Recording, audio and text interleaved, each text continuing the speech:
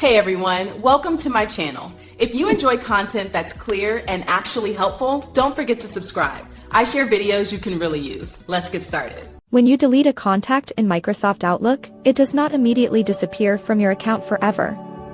Instead, it moves directly to the deleted items folder, which functions much like the trash or recycle bin on your personal computer. To find your missing contact, open your Outlook mailbox and navigate to the deleted items folder located in your sidebar. You can search for the specific name there or scroll through the list to find the person you accidentally removed. If you find the contact, right-click it and select the option to move it back to your main contacts or people folder. If the contact is not in the deleted items folder, you might have emptied that folder recently. In this case, there is still one more secret place to check. Look at the top of the deleted items list for a link that says Recover items deleted from this folder.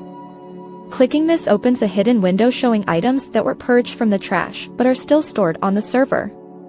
You can select your contact here and click Restore Selected Items to bring it back to life. Typically, Outlook keeps these items for 30 days before they are permanently deleted. If you use a work account, your IT department might have set a different time limit for how long these files stay available.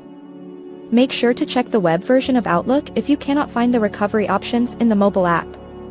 By following these steps, you can quickly recover your important connections and personal contacts without any stress or data loss.